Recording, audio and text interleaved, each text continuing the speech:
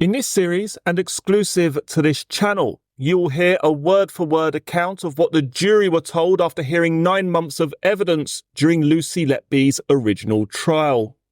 Now, with so much harmful misinformation currently being spread online and in mainstream publications surrounding this case, this series seeks to provide for the first time exactly what transpired in court. That means no ill-informed commentary or any bias, simply the evidence as presented during the trial itself. This video has been made possible by the purchasing of court-approved transcripts, further details of which can be found in the video description box below. What you'll hear next is a detailed summary of the prosecution's case against Lucy Letby. This took place at Manchester Crown Court and was conducted by Nicholas Johnson, KC. We're moving on to the case of Child G. 3 counts of attempted murder, as you know, the first on September 7th, the second and third on September 21st, 2015. Child G was the firstborn of all the children about whom you've heard in the evidence. She was also significantly the most premature and was also the lowest birth weight. She was born at Arrow Park Hospital on the Wirral on Sunday the 31st of May 2015 at 23:57. Her mum is, and that name is not straightforward to spell, and you understand the relevance of that. You'll remember that her parents, Child G's parents, were told that because of her extreme prematurity, Child G had a low chance of survival. Yet survive she did, and she was clearly a fighter. By the time that she was transferred from Arrow Park to the Countess of Chester on the 13th of August, and had what we suggest was the gross misfortune to meet Lucy Letby, she weighed a few grams, under 2 kilograms. Before arriving at Chester, Child G outperformed all reasonable expectations. In Chester, in the 3 weeks following her transfer, the only health issue had been her breathing problems, but that was not what caused her life-threatening collapses. As you know, the allegations relating to Child G are in counts 7, 8 and 9. And I will deal with count 7 first, which is the alleged overfeeding of milk on Child G's 100th day of life, which you have heard in the context of things in a neonatal unit is a very significant milestone. The banner was up and a cake had been baked. As a result of the incident that morning, the 7th of September, Child G incurred a severe brain injury, which has left her severely disabled and wholly dependent on her parents. And you'll remember, I'm sure, the evidence of both Dr Peck Wan Lee from Arrow Park and Professor Stavros from the Royal Manchester Children's Hospital. Up to that point that Child G collapsed, everybody, doctors, nurses and experts, agreed that she was in a very satisfactory position. The other 2 counts on September 21st, counts 8 and 9, happen to have been Child G's due date. So we have 2 milestones in this child's life, the second two her due date, in other words the date where if she had remained in utero and the pregnancy had run the full course of 40 weeks, she would have been delivered. Well, odd coincidences do happen in life, of course, but in the context of all the other evidence in this case, do you believe in coincidences like that? And these coincidences always seem to happen when Lucy Letby was about. We also know that Lucy Letby knew of these dates. The due date, for example, you will find in a text message at tile 106 in the second Child G sequence. So dealing with count 7 first. At about 2:30 that morning, Child G was full of air and milk. She projectile vomited. As her father, the father of Child G, told you in a statement which was agreed evidence, she had never done that before. As Dr Bowen told you, having reviewed all the medical evidence, she had never done that before. There was no history of this before the 7th of September or of large aspirates. And that was despite the fact that Child G had accidentally been overfed to the extent that she'd been given 45 ml rather than 36 on August 24th, so about 2 weeks before this incident. The vomiting on the morning in the early hours of September 7th, its type and its force and its spread was something that Dr Brearey, the consultant on night call that night, said he had never seen before, except in cases of pyloric stenosis. You'll remember Dr Marna Reeders gave you an explanation of what that means. And that was evidence in effect repeated by both Drs Evans and Bowen, with Dr Brearey describing this event as, quote, extraordinary. You'll remember that pyloric stenosis can be excluded as a cause of this vomit though, because if it had been a problem, it could only have been resolved through surgery. That's not a self-resolving problem. So we say that in effect, you have two choices. The first is that child G was sabotaged by being overfed. Or second, having had a long-standing history of ever-escalating quantities of milk without a problem, did she all of a sudden vomit with unprecedented force because she had an infection? An infection which none of the treating doctors or prosecution experts have ever seen present in that way, either before or since. Some people say that there is a first time for everything, but child G's extreme collapse was not the first time that a child in this case had a life-threatening event when her nurse had just gone on a break. She's one of the names in a long list. Child C, Child D, Child I number 2 and number 4, Child J, Child K, and Child N number 1. This was no naturally occurring event, ladies and gentlemen. It is the handiwork of Lucy Letby. If we remind ourselves of the feeding charts on the 5th and 6th of September, they are behind divider 7 in your jury bundle should you want to look at them. They're pages 7012 and 7013. You can see just how well child G was doing, just how well she was doing right up to that point at 2 o'clock on September 7th. There was some disagreement as to whether the evidence of Nurse E proved that child G had digested her previous feed before she, Nurse E, fed child G at about 2 o'clock. And we suggest there are two reasons why you can be sure that child G had digested the feed she'd been given at 2300 hours the previous night. I'll come to them in a moment. Child G had been under the care of Nurse Vicky Blamire, the nursery nurse on the day shift of the 6th. And Vicky Blamire had taken over child G from another nursery nurse, Valerie Thomas. Child G was at that stage taking 45 ml of milk, and the feeding charts in the couple of days before her collapse in the early hours on the 7th show a normal baby feeding properly. And you'll see reference in the charts to the fact that she was feeding on demand. She was, give me milk, as we know all babies do. Amongst the evidence that you heard about child G before the night shift of the 6th into the 7th was the evidence of child G's father, of Nurse E, who was the designated nurse, and of Dr Ventress. Nurse E and Dr Ventress, both friends of Lucy Letby. They all told you that at about 8 o'clock, 2000 hours on the 6th, in other words the beginning of the night shift, child G was doing well, was not a concern, and others said the same. So moving then with that problem-free background, as it was in the lead up to the night shift of the 6th to the 7th, I come to the night shift and start with tile 47.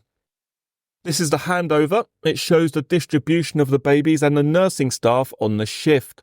If we just scroll down a little bit, please. You can see it was a quiet night, or it should have been a quiet night. Child G was the only child in nursery 2. Child G took a full feed from a bottle, not an NGT, from a bottle at 2300 hours. It was 45 ml. She was thriving, and yet sometime after 02:15, she had begun a precipitous decline. As I said before, the issue here is whether this decline is the result of an infection or being overfed. We suggest that you can infer from the fact that child G took her full feed at 2300 hours from a bottle that she had no problems at that point. You don't need to be medically qualified to work that one out. Anyone who has fed a small baby knows that. Little babies don't take full feeds from bottles unless they're happy little babies, do they? One of the issues you may want to consider is the time when child G vomited, because we suggest that Lucy Letby has massaged the times here, as she did in the cases of child D, child E, child H, child I, child K, child N, and child O. We suggest that the vomit was at about 02:30, not 02:15. When Elsa Simpson, the shift leader, was cross-examined on behalf of Lucy Letby, her written police statement was put to her. She had told the police that she, Elsa Simpson, had been sitting at the nursing station with Lucy Letby from about 01:15. So for an hour before the time that Lucy Letby says this happened, and that she, Elsa Simpson, and Lucy Letby were together at the time child G projectile vomited at 02:15. So a full hour, according to the statement of Elsa Simpson, sitting at the nursing station. Therefore, if that was true, this is the defence's position, isn't it? Lucy Letby cannot have interfered with child G by overfeeding her because she has an alibi. And that must be right, mustn't it? It must be right. However, we then heard that when Elsa Simpson was interviewed by the police 7 months before she signed the statement, she told them that she didn't know where the other nurses were when child G vomited, but that she had run into nursery 2 with Lucy Letby. For reasons I will come to in a moment, Elsa Simpson's account to the police of the timings is wide of the mark, to say the least. But before we get to her timings, we just need to take a careful look at the time child G actually projectile vomited. Can we start with the nursing tile at 79, please? You can see it on the screen. This is a note made by Lucy Letby at between 08:57 and 09:11. It says, quote, written in retrospect for care given from 0200 to present. Child G had large projectile milky vomit at 02:15. That's an interesting line, isn't it? Not just for the time of the vomit, but, quote, care given from 2 o'clock to present. So what Lucy Letby is saying there is this incident happened at 02:15, but I was giving care from 0200, isn't it? So when you're asking yourselves when Nursey went on her break who she left child G with, you might want to take that into consideration. We know, of course, that this is a note made 6.5 hours later, and we invite you to approach any timing with care. But particularly a timing that's recorded by Lucy Letby, because we've already demonstrated, we suggest, not least in the case of child E, but in other cases, that Lucy Letby habitually misrecords important information at important times. At tile 78, we've got Nurse E's record, and I'd like to look at that, please. This is also made at the end of the shift, as you can see at the top of the data there. What Nurse E recorded is, quote, Nurse L. Letby taken over care following vomit apneic episode after 0200 feed. Well, we know, don't we, that Nurse E wasn't there. No one has suggested that Nurse E was there when this happened. And you'll remember, not least because I've just reminded you, that relatively speaking to the other children that you've heard about in this case, child G was taking relatively large feeds, 45 ml, and they were thickened with fortifier. And according to Nurse E's evidence, a feed like that could take anything up to 20 minutes to administer via the nasogastric tube. I'll come now to the reasons why we say you can be sure that child G had digested her previous feed at 2300 hours. First of all, because before Nurse E gave the feed at 2 o'clock, she got an acidic aspirate from the nasogastric tube, a pH of 4. As Dr Bowen told you, the natural pH of an empty stomach of a baby of this age is between 3.5 and 5. So that's right, it's bullseye, isn't it? Absolute bullseye. The second reason we suggest is that child G's stomach simply wouldn't have accommodated a 45 ml feed administered under gravity if the stomach was already full with undigested milk. It just wouldn't go in. The force of gravity wouldn't be sufficient to overcome the force of the full stomach. That's the point I'm going to return to. Elsa Simpson saw the aftermath of the projectile vomit, and we have that photograph, which is J26510. What you can see in the photograph accords also with Lisa Walker's statement, the agreed statement which was read on the 6th of December. So a photograph from Elsa Simpson, statement from Lisa Walker.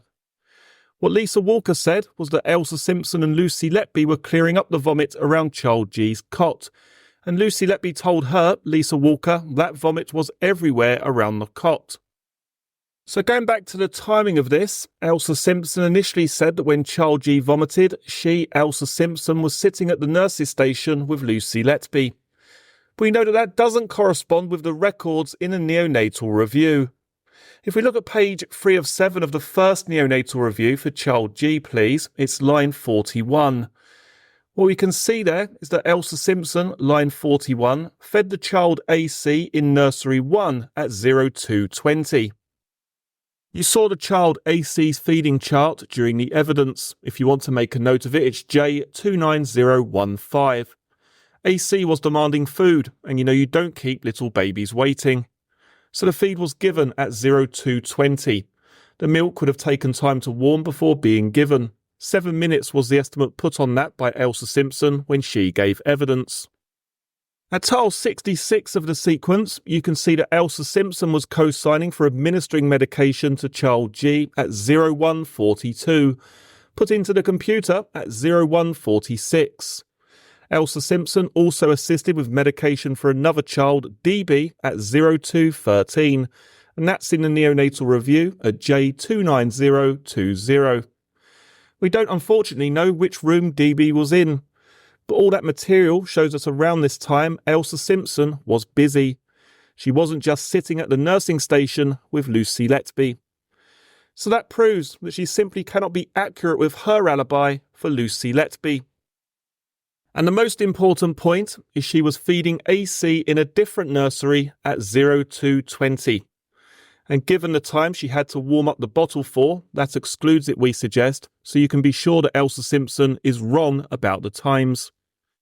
But the best bit of evidence as to when this really happened comes from Dr Ventress' note, which is at tile 80.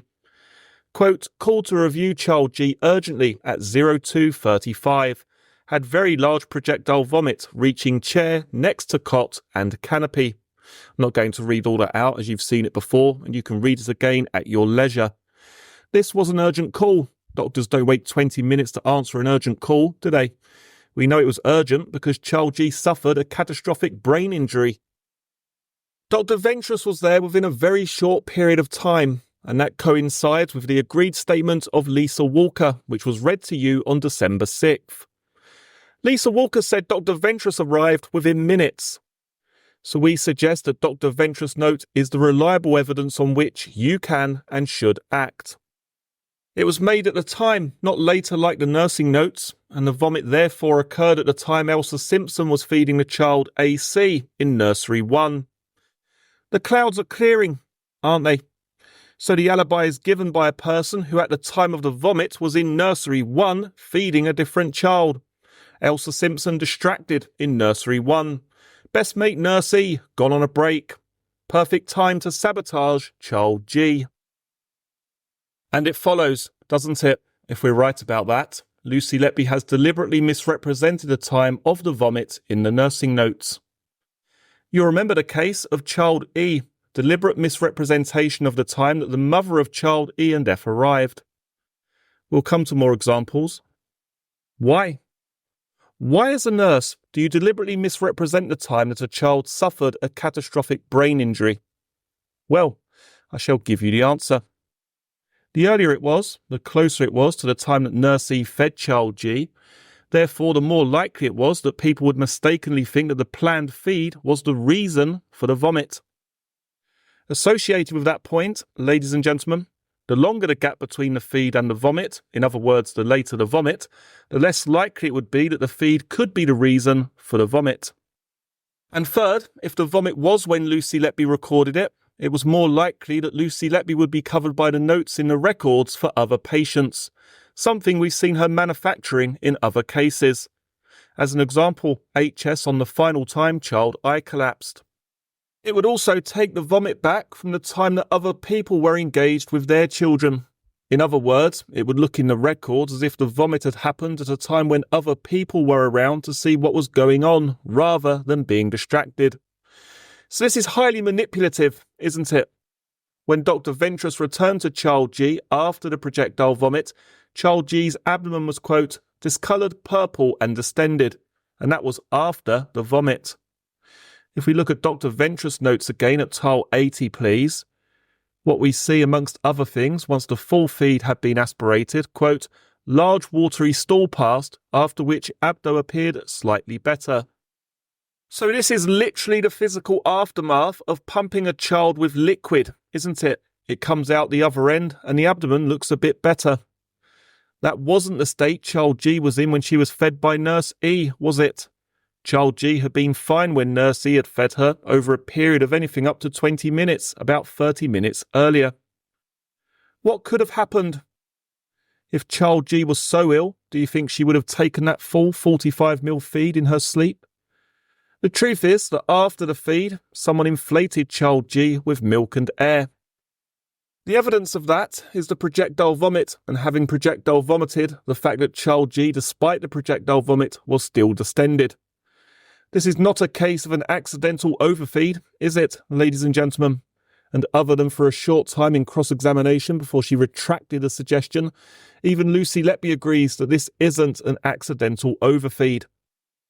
We say that the only reasonable conclusion to draw is that somebody forcefully injected child G with milk using the plunger in the syringe. Who did it?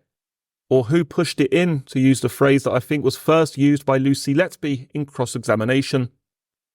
Well, having sabotaged child G, Lucy Letby took over her care, and we say she took advantage of that access.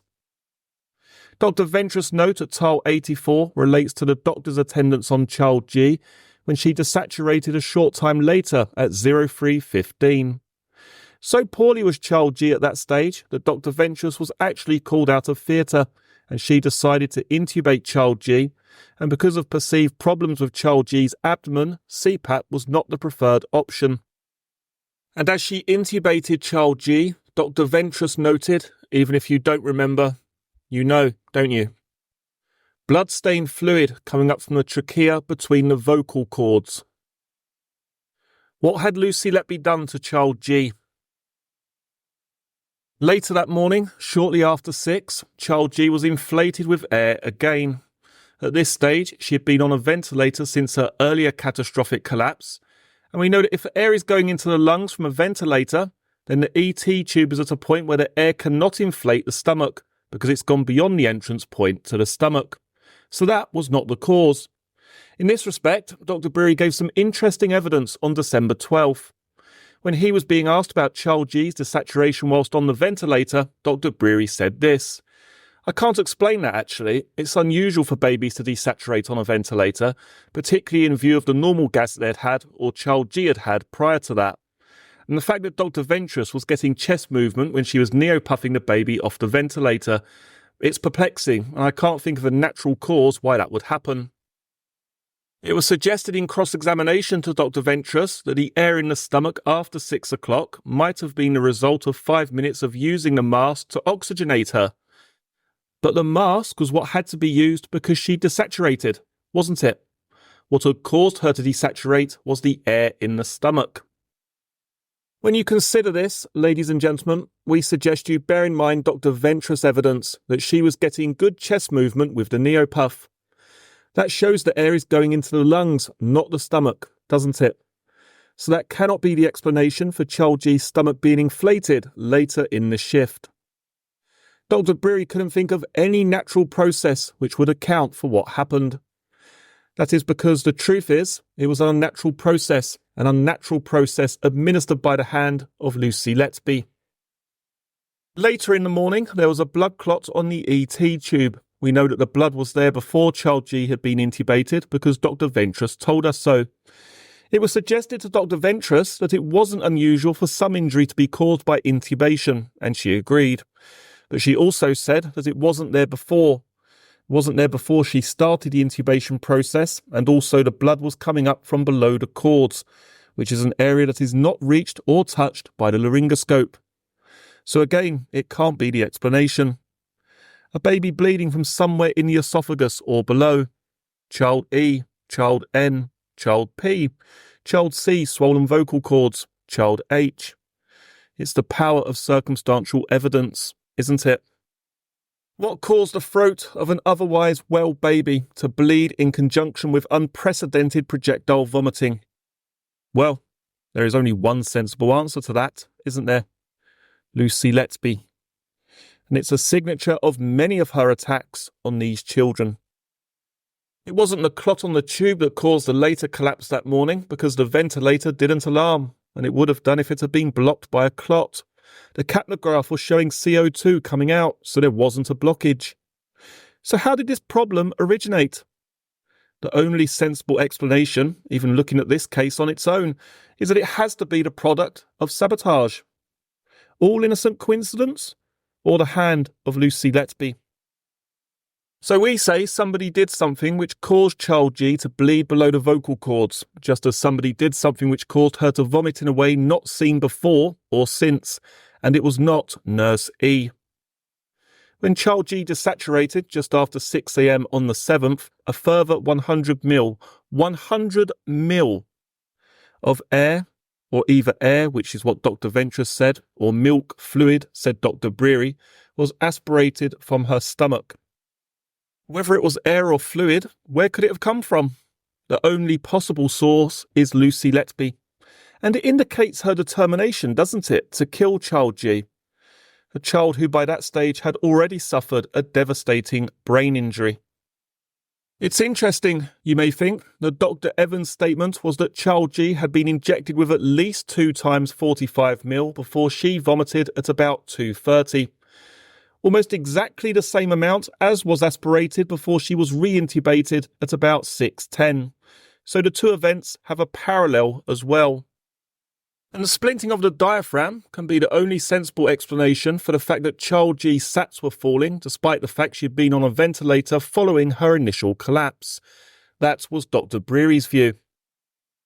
When child G's stomach was aspirated of all that air or fluid, whichever it was, and she was re-intubated, her sats improved. So again, that shows you the cause.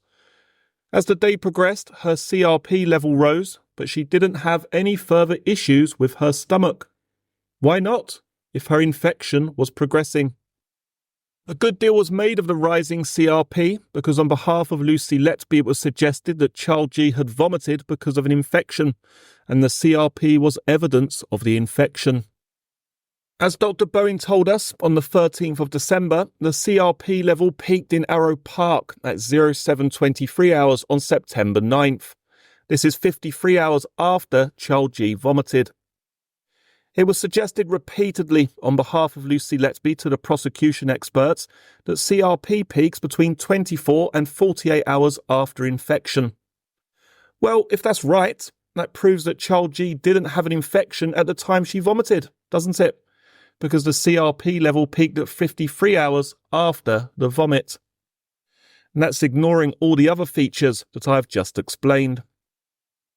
Child G's infection started after she was compromised by Lucy Letby. That made her more vulnerable to infection, didn't it? That's the chronology here. Now, as I've gone through this incident, I've reminded you of the many things that Dr Evans said. As happened on several occasions, Dr Evans was accused of making things up in the witness box to help the prosecution. In particular, it was suggested that he'd introduced the idea that milk had been put in under pressure, and we say that was a completely unfair accusation for the reasons we've already explained. You can't get excess milk into a stomach under the force of gravity. It won't, gravity, because they don't take the syringe up to the 3rd floor of the hospital to get an extra drop, do they? This is a tube, as we've heard explained many times, that's next to the baby, just above the level of the baby, so it goes in gently.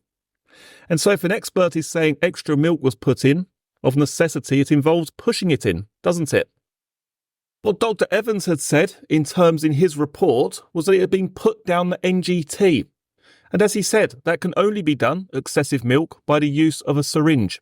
It's common sense.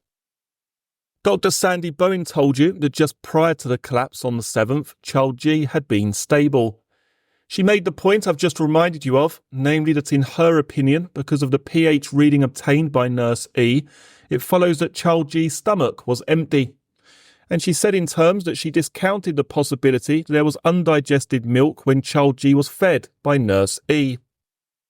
Dr Bowen said that if infection was an issue with child G at the time of the projectile vomit, there would have been subtle and increasing markers leading up to the vomiting.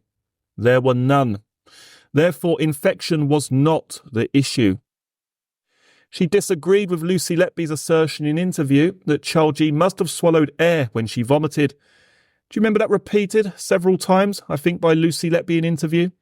Because that was her explanation for why child G was full of air. Dr Bowen described the photograph marked by Elsa Simpson and Dr Ventress as extraordinary. She also, as I've told you, had been through child G's record and said there was no pre-existing history of vomiting.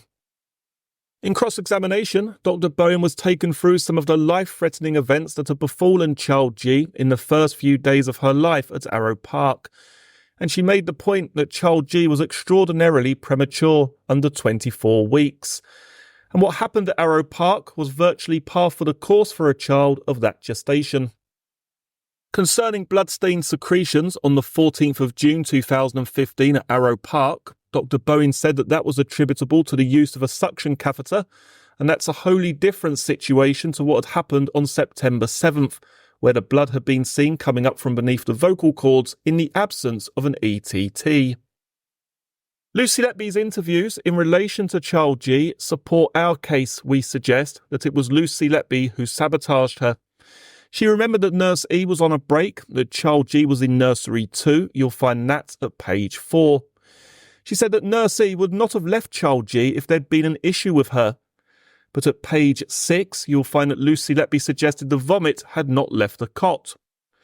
We say this was an attempt to minimise what happened and is at odds not only with the evidence of Elsa Simpson and the agreed evidence of Lisa Walker, but also the note made at the time by Dr Ventress. Lucy Letby confirmed that there was a large amount of air aspirated with the milk. You'll find that at page 8. It was suggested to her by the police that she must have received a bolus of air from the feeding syringe. The police were saying Child G must have received a bolus of air from the feeding syringe. And the reply? You may have forgotten, page 20. She replied, well, air has got in there somehow, yes. That's an important admission, ladies and gentlemen, because that is exactly how it got in. She said, if you go to page 9, she had seen Child G vomiting, not sitting at the nursing station. Quote, I saw Child G vomiting. I'll come back to that nursing note. Quote, care taken over at 0200, 0215, Child G vomited.